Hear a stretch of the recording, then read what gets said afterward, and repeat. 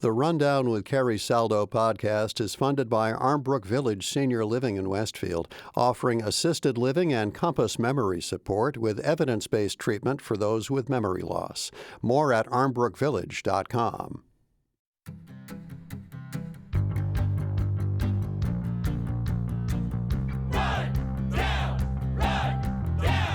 This is The Rundown, your weekly news and review from Western Mass.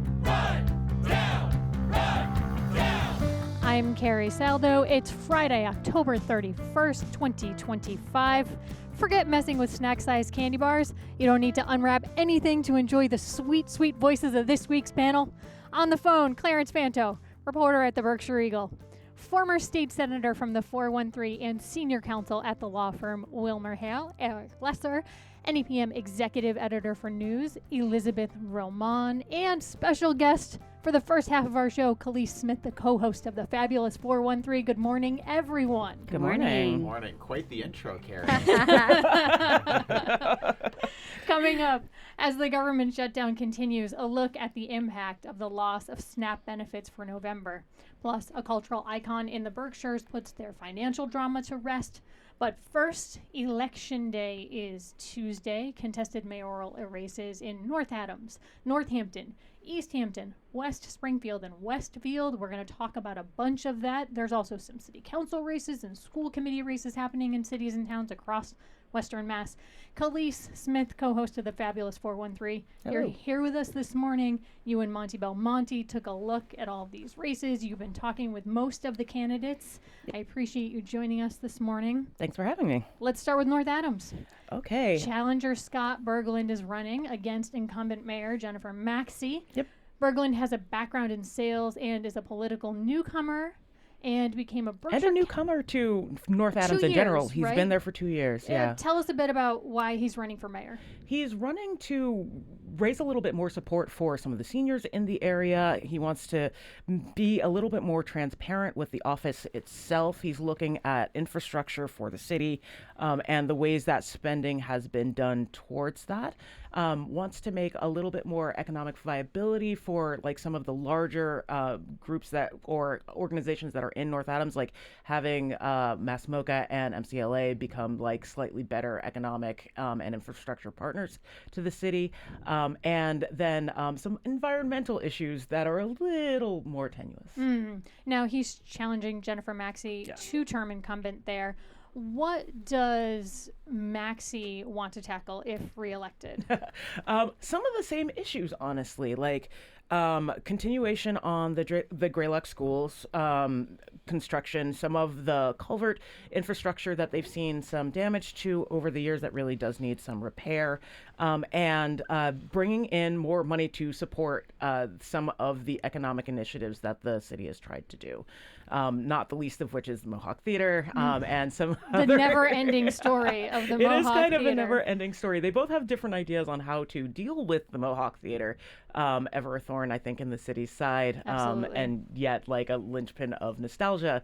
But they definitely have two different approaches for what the city should be doing with that building. Clarence Fanto, the Eagles editorial board weighed in on this, and they want Maxey to continue as the leader there. Did anything stand out to you in that editorial?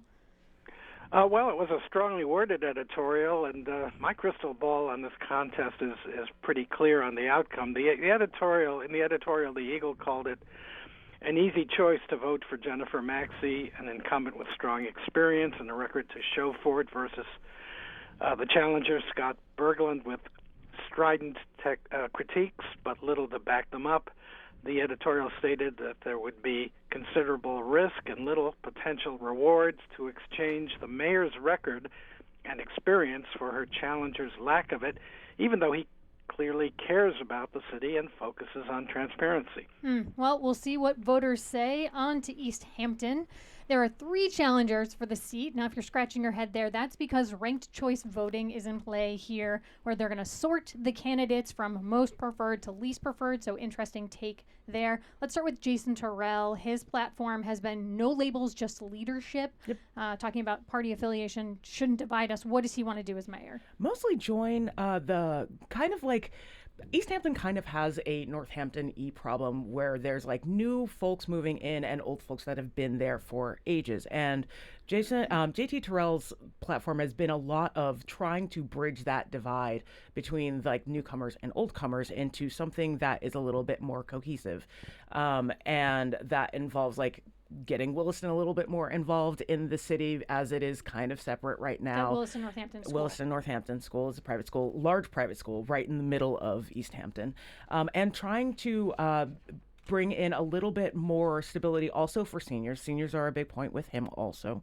And again, like more infrastructure. A lot of these issues we'll see generally across the board. Lindsay Sekula was the first to get into the race. She was the former mayor's executive assistant, Mayor LaChapelle, who stepped down. What's her take? She is currently still the mayor's executive assistant, which so she's served under two mayors now because the interim mayor is also running for mayor.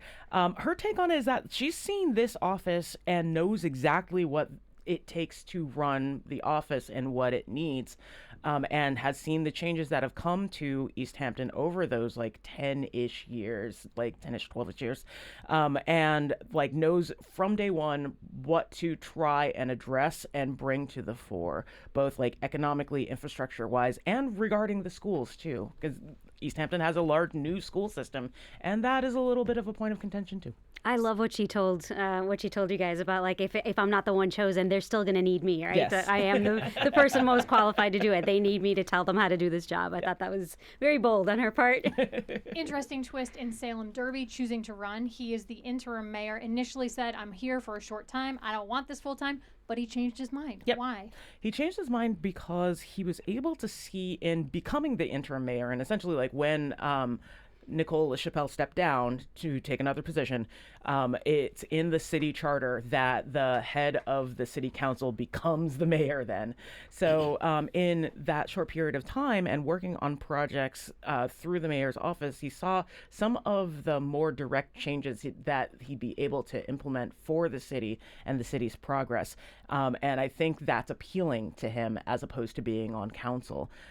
So like for him, it's more of we can get more done this way sort of approach. Eric Lesser, you had the opportunity to work with the former mayor, Nicole LaChapelle. Have you been watching this race at all? What are your thoughts? I have been watching it. I think a couple observations. Khalees mentioned this or referenced it, but East Hampton is very much a town in transition or a city in transition, and their elections tend to be referendums on that transition, the pace of it, the affordability challenges that come around with it. So I think it'll be an interesting referendum, so to speak, on the last few years and the pace of that change in East Hampton and whether voters want to see it continue. I also think it's very interesting, from a political science perspective, the ranked choice voting and how that changes the dynamic among the contestants or the candidates. Lindsay has a lot of establishment support. She obviously has the experience. She worked for the mayor. Environmental League of Massachusetts, which is a group based in Boston, an environmental group, has come out and has been doing some work on her behalf. She was endorsed by the local Democratic Town Committee. But you've also got two longtime residents with Salem and JT exactly. So we'll see what happens. But it's an interesting race on a lot of levels. Liz, before we move on. Yeah, and just a quick plug for NEPM socials because reporter Phil Bishop explains what ranked choice voting is. So if you're wondering, you're not sure before you go to the polls, he gives a breakdown of what that means and how to do it if you go to the polls. Fantastic. And there can be surprises with ranked choice voting. A very high profile example was the New York Democratic mayor's race primary, which was ranked choice voting several months back. Everybody has been following that race, certainly. Ranked choice voting has been used in a few cities. In Eastern Mass, Cambridge has used it, but this is a high profile example here in Western Mass. All right, on to Northampton. We've got the incumbent Gina Louise Shera and the challenger Jillian Duclos. Let's start with Duclos. So Duclos is a newcomer to politics in general, did not serve on the council, but did serve as president for the Downtown Northampton Business Association, like DBA, and like worked at Sylvester's, basically like which is a restaurant. A restaurant. So in retail, in service, she is, as far as I remember, the only renter running for this position. Everyone else, I think, owns their homes. So that's an interesting perspective, especially where housing and schooling comes into play. She has some concerns about the economic development of downtown Northampton and about the schools. She's also endorsed by the Northampton PAC, Support Our Schools, very vocally. And so her perspective is one of like bringing in experienced folks to try and get this, their iffy economic situation in downtown a little bit more We've stable. seen so many vacancies We have in seen a lot of downtown Northampton, which is a polar opposite position from what you might have seen even a decade ago. Yes. And so you talked about endorsements. The incumbent was tapped by Governor Healy and Lieutenant Governor Kim Driscoll. So what does Shara say about why she wants to stay in office? There's a lot more that she wants to get done, trying to finally open that resiliency hub, which has kind of been in limbo for a number of years. A resiliency hub, they're trying to rehab a downtown space so that would be available to folks who have struggled with staying housed, access to services, and it's still in limbo. Yes. City spent a lot of money on that building, and it's sitting in a sort of half state. Yes. And in like considering like current issues, like might be useful in the case of like disappearing SNAP benefits, Which we'll talk about later in the show. Which we will talk about later in the show. Supports Picture Main Street has gotten some criticism about schooling and support for the schools in Northampton. Also some criticism about a very distinct lack of transparency in her current administration, but like is supporting a lot of initiatives for affordable housing, for economic growth, and other initiatives across the board. Great. I just to build off of that, a narrative has really developed in the area that Northampton is struggling. That might be fair or not fair, but a narrative has developed that the downtown is distressed. That you mentioned, Carrie, the vacant storefronts. There is a visible homelessness problem. There's been massive affordability issues since COVID. You've seen massive price spikes on housing, both rent and housing purchases. An environment like that can be very dangerous for an incumbent because the race ends up being a referendum on the last couple years and the feeling people have, or the sort of sense people have that they're on the right track. So that's going to be a challenge for Gina to overcome, and we'll see on Tuesday if she's able to do it. Absolutely. Okay, West Springfield, we've got incumbent William Reichelt and town councilor Daniel O'Brien. The Fabulous 413 will be speaking with them. I'm going to have you peek in your notebook. Give us a question that you intend to ask them. You guys, listen, they get to know a little bit of the test in advance. No. So we're like, I'm curious for the challenger about the relationship with public safety because there's a move to build a new complex for public safety in West Springfield, and he's opposed it. Also about his general questions concerning the budget, because it is brought up in every debate that they've had versus each other, and but not necessarily like specifics. And he has approved the budget. He is currently on council, so I'm curious about that. There's also like his platform with seniors. I'm curious about how he looks at city growth, because seniors are not where that happens. Not to say that we shouldn't support our seniors, but again, like that's not necessarily where it happens. And for the incumbent, questions about infrastructure, question about the schools, because Minogue, I'm definitely mispronouncing that, but has been a hotbed issue since it was proposed to shut it down. And a question for him about taxes and the raising of them, because it's a constant concern. Well, we'll look for those interviews coming up on the Fab 413. Thank you, Khalees. You can head to our website for the complete candidate interviews. Liz, just very quickly, do you want to give us a rundown on Springfield City Council, what's happening there? Yeah, Springfield City Council has 5 incumbents running for at-large seats, so they're all running for their seats, and they've got 3 challengers, which all have run before, including Justin Hurst, who was a former city councilor, city council president, left that position in order to run for mayor and against Dominic Sarno. That didn't work out for him, and he's He's, been kind of quiet for a little while. There is an investigation going on with the AG currently about some suspicions of voter fraud, including his campaign people maybe paying people off to go and vote. He has adamantly denied any wrongdoing. He has not been accused of anything, but that has not been resolved. So it's looming over him as this election comes up in a couple of days. And then also there's a Ward 1 city council race between Maria Perez and Josiah Gonzalez that's also very contentious. Stephanie Berry did some amazing work on that at Mass Live, so I would refer you to her reporting on that. But that's going to be an interesting one to see. Maria Perez was fired for her job. They're saying that it was Josiah who was involved in instigating that firing. She was wrongfully fired for embezzlement that didn't happen. So lots going on in Springfield City Council for sure. And just one more tag on the mayoral. There is a contested mayoral race in Westfield. The incumbent Michael McCabe is being challenged by Andrew Mullen. Yes. All right. Head to our website, nepm.org/thefabulous413 and our newsroom website for complete details. I'm going to take us to a quick break. More of the rundown when we return. Come back and listen.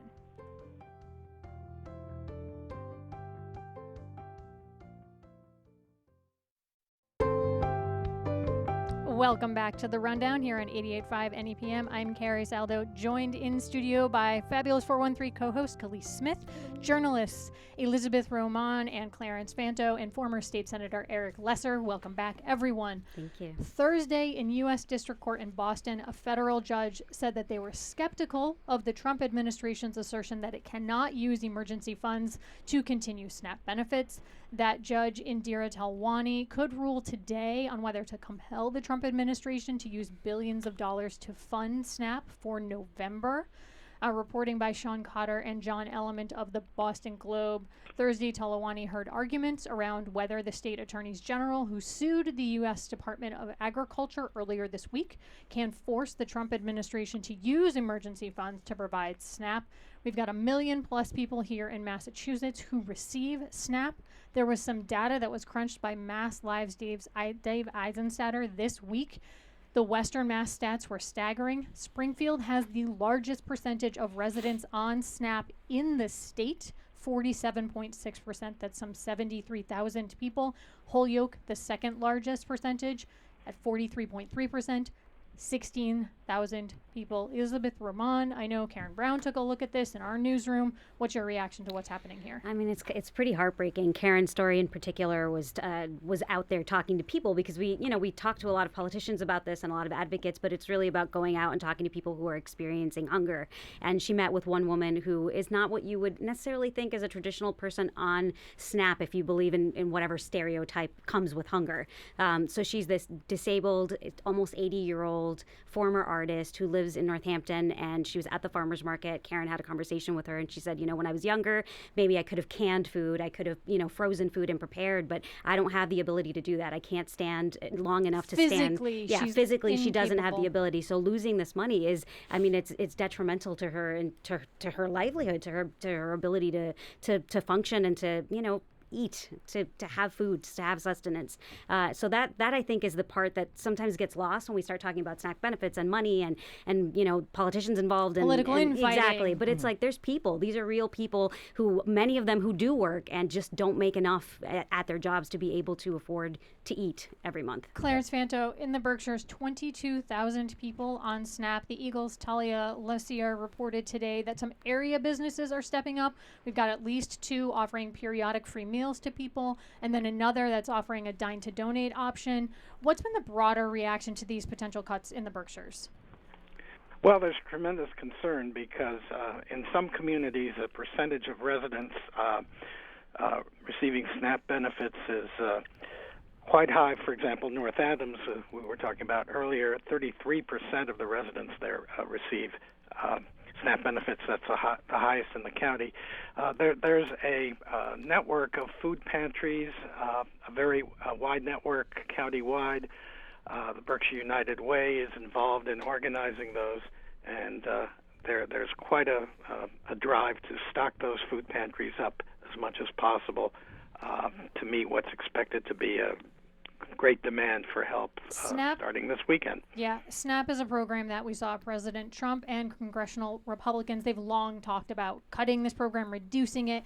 They've sharply restricted the program as part of their recent package of tax cuts, arguing that it was plagued by waste, fraud, and abuse, is their phrase. Khalees Smith. And yet, like in our talk with Congressman McGovern yesterday, he mentioned that, like, written into their bylaws, like there is a statute there, or at least there was a statute, that if the government did shut down, those benefits would not be removed. They would Right. go into the subsidiary funds to try and support it until the government got back into action. And that's part of what's fueling the lawsuit from led by Massachusetts Attorney Governor Andrea Campbell and 22 other states. According to the Globe, lawyers for the Trump administration defended its decision to stop paying food stamps during the government shutdown. At issue, they say, is this multi-million-dollar pot of emergency funds allocated by Congress. The administration says it does not have access to this pot, in part because it's tied to regular funding, which is currently stopped. So a little bit in the weeds there, but this is kind of what the administration is saying and why they're pushing back. Eric Lesser, what are you thinking? Yeah, so first, I think Attorney General Campbell should be applauded for taking this on and for leading the multi-state fight. But I think it's important to point out that this issue is not going to be resolved by courts. This issue has to be resolved at the end of the day in Congress. This is about appropriating funds that people are entitled to by statute and are entitled to by formulas that have been passed by law. I will say, Massachusetts is doing what it can. They fast-forwarded some payments to the MEFAP program, the Massachusetts Emergency Food Assistance Program. But, not to get too technical, but that program routes money to food pantries, which is a different program than SNAP, which allows people to go to supermarkets. Is a card in your own wallet. And the food pantries are a very important part of the food security system, but are a stopgap. People go there, maybe to bridge a meal or to get some temporary help. But the sustained support people get from the SNAP program, is part of their grocery trip every week. That fund, the fund that you mentioned, the governor gave $8 million, which is double what they usually gets on a monthly basis. But the governor's gotten some heat this month too, because we've seen neighboring states or elsewhere in the country, governors are stepping up and finding a way to sort of plug this hole. Interestingly, the New York Times reported this week that the Trump administration has said it's not going to reimburse states if they step up and plug this hole. Do you think that's coloring the governor's decision here? It's hard to tell. So what happened, just factually, is the MEFAP program is funded on a month-to-month basis, and so what they did is they fast-forwarded the November payment. So it's kind of an accounting maneuver, but what it does is it gets cash into the food banks faster than if they were following the normal monthly schedule. But just backing up a second, Massachusetts gets more than $240 million a month from the federal SNAP program. That is on top of significant state funding that's in the tens of millions of dollars that state taxpayers put into the MEFAP program. So, you could talk about moving accounts around or triaging money, but the bottom line is that the state is never going to be able to plug the scale of the gap from the federal government. $240 million a month is not something that indefinitely the state will be able to sustain without cutting other programs, right? So that's the issue. And so I think what the governor's trying to say is we need Congress to step up and we need the shutdown to end, and that's going to be the ultimate resolution here. That's where I was heading next. If we zoom way out, the reason that these folks are teetering on this cliff is a man-made problem, a person-made problem. It's a 31-day government shutdown as of today, and all of this uncertainty is tied to that. And I think it's important to note, too, that it's going to affect everybody, right? It's not just if you're on SNAP. But one thing that Karen talked to a farmer about was, like, the effects on them and the effects on grocery stores. So grocery stores are not getting a million people in Massachusetts that go to the grocery store to buy products with SNAP will not be doing that this month. So what do? They raise the prices on everything else for the people that have to go and get groceries that way. So that's an important aspect to consider as well. When the prices are already rising. Exactly. All right, well, I am going to pivot us to a refreshing headline in the Berkshire Eagle and an end to some financial drama. Speaking of all this financial drama, at the theater company Shakespeare and Company in Lenox, Clarence Fanto, you reported on this one. So for the first time in its nearly 5-decade history, Shakespeare and Company is out of debt and on firm financial footing. And as you reported, there's a condo plan that's a big part of what the theater company is doing, this pathway to solvency. Tell us some of the details of that condo plan.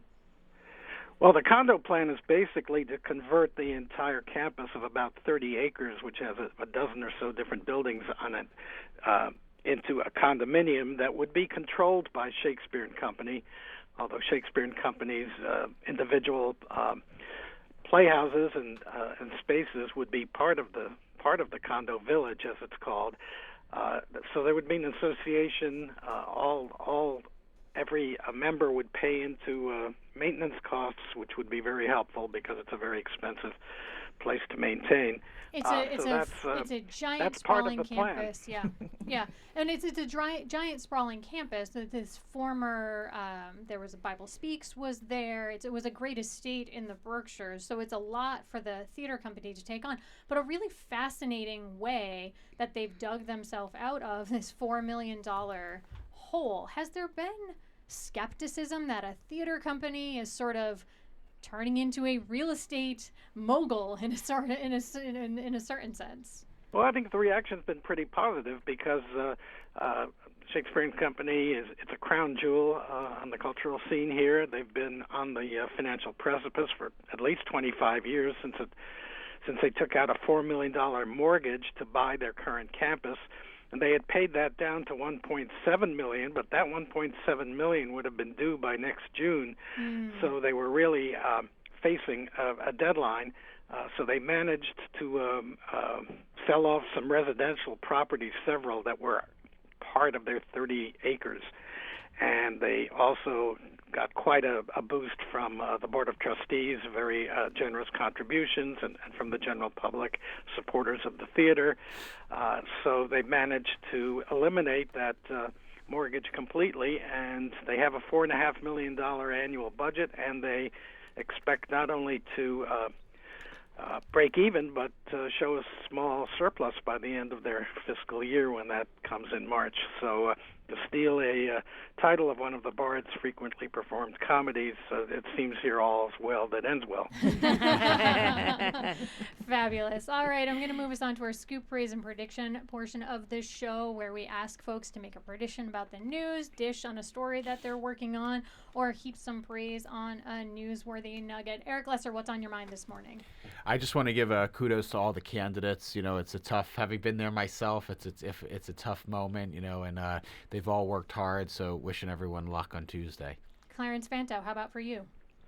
Well, Mass Audubon has raised $42 million toward a $75 million goal to create more wildlife preserves. They have a purchase and sale agreement to buy a space in Beckett near Jacob's Pillow Dance Festival. It's 850 acres. It would cost them $5 million to buy the properties. They'll spend another $3 million to create this wildlife preserve. And it's on a beautiful lake that had been used as the home of a private fishing club for many years, for about 25 years. So it would be a real great addition to Mass Audubon's statewide network of preserves. People can check that out in the Berkshire Eagle. Khalees Smith, scoop, praise, prediction. What's on your mind this morning? This weekend is Franklin County Cider Days. It's the best time of the year. Get Period. out there, try some cider. I went last Sweet year. and hard, but it's the first year the salon is back.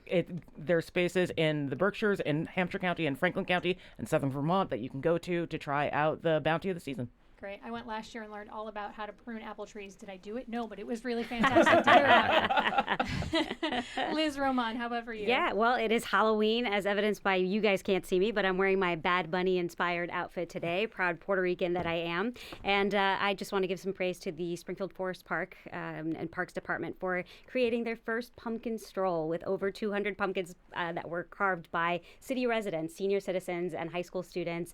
And it's just really beautiful. I went with my friends just to take a walk the other day, and it's free activity that people can do tonight on Halloween. So if you're in, the that section of the like East Longmeadows, Springfield area. It's Route 5. You go in through there, and it's pretty the fun. Pumpkin stroll. Yeah, Fantastic. it's very, very nostalgic. Be very sure cute. to check out our website for a picture of today's panelists, with the exception of Clarence Fanto on the phone, but Liz Roman's costume. My thanks to Clarence Fanto, Khalees Smith, Eric Lesser, and Elizabeth Roman. I'm Carrie Saldo. You've been listening to The Rundown here on 88.5 NEPM. Happy Halloween. Everyone have a blast. We'll see you next week.